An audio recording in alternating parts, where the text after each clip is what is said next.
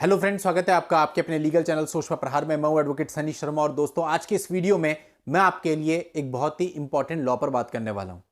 दोस्तों देखिए, अभी तक आपने केवल यही सुना है कि जो पत्नी होती है वो आपके ऊपर मेंटेनेंस का केस कर देती है, वो आपके ऊपर डीवी का केस कर देती है और वो आपके ऊपर 498A का केस कर देती है। हमारे पास भी दोस्तों जो मामले आते हैं उनमें से मैक्सिमम यही होते हैं कि ये 3 केस पत्नी ने किए हुए होते हैं और अपने को उसे डील करना होता है। लेकिन दोस्तों अब क्या है कि कुछ चीजें, कुछ मामले ऐसे आते हैं जो लीक से हट करके होते हैं। तो हमारे पास जो भी ऐसे मामले आते हैं उनको बिल्कुल इंटरेस्ट के साथ हम डील भी करते हैं और उसको अलग भी रख लेते हैं ताकि लोगों के सामने कल को उनको लाया जा सके। तो दोस्तों आज की इस वीडियो में मैं आपको बहुत ही इंपॉर्टेंट लॉ बताने वाला हूं। दोस्तों देखिए, 376 का मामला जैसे आप जानते हैं एक बड़ा मामला होता है। तो क्या 376 का मामला पत्नी के द्वारा अपने पति पर भी लगाया जा सकता है? अब दोस्तों जनरली आप कहेंगे कि नहीं, ये तो लगता ही नहीं है। लेकिन दोस्तों मेरे पास अभी कुछ ऐसे मामले चल रहे हैं जहां पर पत्नी ने अपने पति पर एफआईआर कराई है 376 की। अब ये कैसे हुई, क्या मामले हैं, सब मैं आपको बताऊंगा। कई सारी कंडीशंस हैं, बहुत सारे मामले मैं आपसे डिस्कस करने वाला हूं आज के इस वीडियो में। और देखिए दोस्तों, आप सभी लोग ना इसी दौर से गुजर रहे हो, यानी कि आपके ऊपर कुछ केसेज जो रखे हैं, आप इससे बाहर निकलना चाहते हो। कुछ लोग ऐसे हैं जिनके ऊपर ये सब होने वाला है, विवाद चल रहे हैं।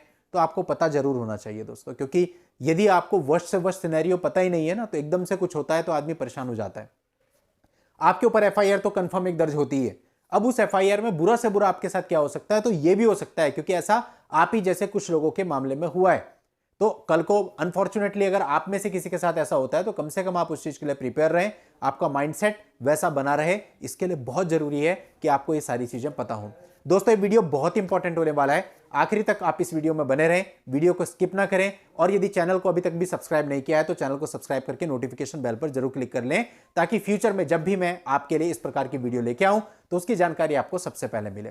तो चलिए दोस्तों, अब मैं कुछ स्थितियों के बारे में आपको बताता हूं। दोस्तों कुछ समय पहले हमारे पास एक मामला आया जहां पर हमें एफआईआर दिखाई गई कि सर ये मेरे ऊपर एफआईआर दर्ज हुई है। उसमें 498A के साथ साथ 376 भी लगी हुई थी। तो हमने ओवरव्यू लेकर के उसका बोला कि यार ये 376 किस पे लगाई है, आपके परिवार के किसी भाई पे लगा दिया, पिताजी पे लगा दिया, किस पे लगाई है?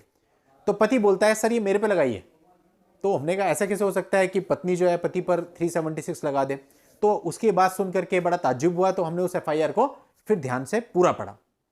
अब दोस्तों जब उस एफआईआर को पढ़ा तो हमने ये पाया कि एक्चुअल में पत्नी ने 7 से 8 साल के बाद वो एफआईआर दर्ज कराई थी शादी के, और पति पर इल्जाम लगाया था 376 का। अब दोस्तों ये कैसे संभव है? पत्नी ने उसमें जो घटनाक्रम दिखाया वो शादी के पहले का दिखाया, यानी उसकी जब शादी हुई थी 2011 में शायद, उससे भी पहले का, कि शादी से पहले इसने मेरे साथ ये सब किया, मेरा यौन शोषण किया। अब दोस्तों आप सोचिए, एक तो एफआईआर 7 से 8 साल के बाद दर्ज हो रही है, दूसरा जिस घटनाक्रम के बेस पे वो दर्ज करवा रही है वो व्यक्ति आज उसका पति है। जबकि आपने देखा होगा ऐसे मामलों में यदि दोनों की शादी हो जाती है तो 376 नहीं बनता। लेकिन चूंकि हमारे यहाँ का कानून, आप सोचिए कितना ज्यादा मिसयूज इसका किया जा रहा है, कितने गलत तरीके से इसमें इन्वेस्टिगेट किया जा रहा है। एक लड़की की एफआईआर दर्ज हो गई, पति पर उसने दर्ज कराई 376 में, और कम से कम 8 साल पुरानी घटना के आधार पर, वो भी पता नहीं सच है या नहीं है। तो दोस्तों इतना बुरा भी हो सकता है। अब आप बताइए, जनरली देखिए ये एक्सेप्टेबल नहीं होना चाहिए था, लेकिन पुलिस वालों ने एक्सेप्ट भी किया, एफआईआर भी दर्ज हुई, और दोस्तों ये मामला भी अभी चल रहा है। अब दोस्तों एक कंडीशन तो ऐसी हो सकती है।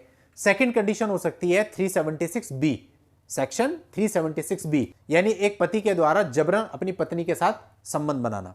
यानी कुल मिला के इस सेक्शन के अंतर्गत यह बताया गया है कि यदि आपकी पत्नी आपसे अलग रह रही है, किसी डिग्री के अंतर्गत, जुडिशियल सेपरेशन की डिग्री ले रखी है, या डाइवोर्स की डिग्री ले रखी है, या कोई और, या किसी और तरीके से अलग रह रही है, अदरवाइज अलग रह रही है, तो आप उसके साथ अगर जबरन शारीरिक संबंध बनाते हैं तो ऐसे में आपके ऊपर 376B का सेक्शन लगता है।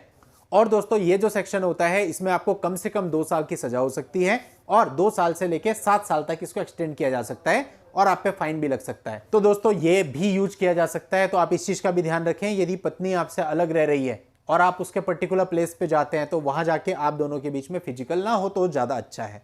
क्योंकि यदि आप दोनों के बीच में फिजिकल होता है तो कल के दिन पत्नी इस बात को लेके आ सकती है कि भाई मैं इससे इतने सालों से अलग रह रही हूं, ये मेरे घर आया और इसने जबरन मेरे साथ शारीरिक संबंध बनाए। और यदि डिग्री है फिर तो बिल्कुल भी नहीं आपको करना चाहिए सब। तो आपको ये बात भी ध्यान रखनी है, अदरवाइज आप पे 376 का सबसेक्शन बी यानी 376B भी आपके ऊपर लग सकता है। तो दोस्तों इस तरह से यदि आप पति हैं तो आप बहुत नाजुक स्थिति में हैं आज के समय पे, क्योंकि आपके ऊपर कुछ भी हो सकता है। डील आपको करना है, क्योंकि जो एफआईआर दर्ज करेगा उसके ऊपर तो कोई बर्डन नहीं है, उसने तो एफआईआर दर्ज कराई, 164 के बयान दिए और घर जाकर के बैठ जाना है, क्योंकि उसके बाद उनकी कोई रिस्पॉन्सिबिलिटी नहीं है। स्टेट केस बनेगा, स्टेट केस बनेगा तो पुलिस ने ही चलाना है, पब्लिक प्रोसिक्यूटर ने एज एन एडवोकेट काम करना है।